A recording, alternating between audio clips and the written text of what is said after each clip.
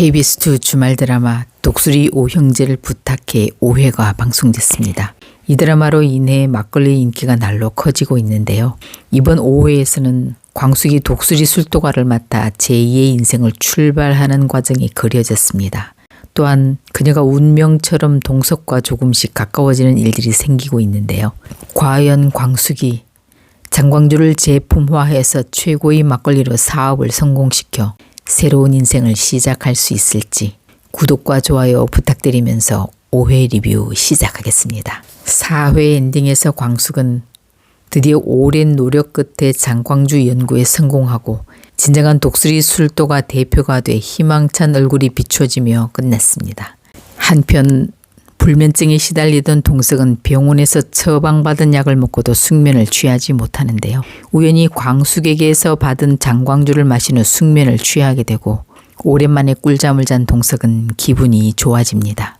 그런데 장광주가 정말 불면증에 효과가 있는 걸까 하는 궁금증과 불면증을 없애려고 술을 마시는 게 아닌가 하는 염려도 함께 드는 장면이었는데요. 과연 장광주는 단순한 막걸리가 아닌 어떤 특별한 성분이나 효능이 있는 술일까요? 주실은 광숙이 술도가에 전념하자 천수에게 전화를 걸어 하소연을 하게 되는데요. 엄마로선 당연한 걱정이죠.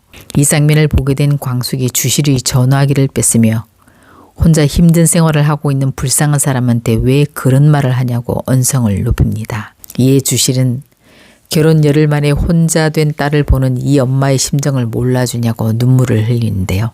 그러자 참고 있던 광숙의 마음도 나옵니다. 결혼 열흘 만에 과부된 내 심정은 어떻겠냐. 아무렇지 않은 척해도 두 눈 가리고 두 손발 묶인 채 낭떠러지 앞에 서 있는 것 같다고 말하며 눈물을 흘렸습니다.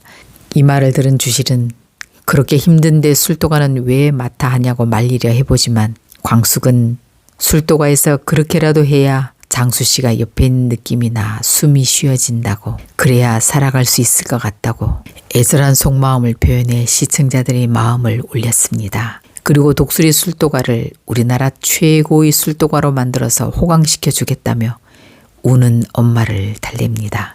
한결과 강수는 한봄 사건을 계기로 친해지고 또한 한결은 세리에게 매일 전화해 마음을 표현하고 독고탁과 장미애는 곧 딸을 한결과 결혼시켜 한동석의 며느리가 돼 자신들도 로얄 패밀리가 된다고 들떠 있습니다. 흥수는 오랜만에 온라인 방송을 켜는데요. 우연히 새로 들어온 구독자 한 사람이 계속 후원금을 보내 30만 원의 거금을 받게 됩니다. 후원자의 정체는 다름 아닌 옥분이겠죠. 옥분은 흥수를 두고 문화센터에서 피아노 학원 김원장과 신경전을 벌이며 묘한 삼각관계를 형성하고 있습니다. 한편 범수는 대학으로 첫 출근을 하게 되는데요. 과 사무실을 잠시 봐주던 세리가 범수를 복사기 고치러 온 기사로 오해하는 일이 발생합니다. 그런데 세리가 범수를 복사기 기사로 착각하며 벌어지는 이 장면은 살짝 코믹하지만 좀 과장된 어색한 설정이라는 평도 있었습니다. 그냥 나는 기사가 아니고 새로 부임한 교수라고 말하면 될 걸 일부러 말하지 않고 기사인 척 고치다 토너 가루를 세리 옷에 날리게 되는 설정이 인연을 일부러 만들기 위한 과한 연출이라는 느낌이 드는 장면이었습니다. 그런데 광숙은 장광주 출시를 앞두고 장수가 안치된 납골당을 찾았다가 우연히 아내를 찾아온 한동석과 마주치게 되는데요. 동석은 광숙이 준 막걸리를 마시고 숙면을 취하자 그 막걸리가 생각나 저번에 준 막걸리 그거 몇 병만 더 얻을 수 있겠냐고 묻고 광숙은 돈을 주겠다는 동석에게 대신 점심으로 설렁탕을 사달라고 합니다. 점심을 함께 하면서 두 사람은 서로의 배우자가 언제 어떻게 세상을 떠났는지 이야기하며 사별의 아픔을 공유하게 됩니다.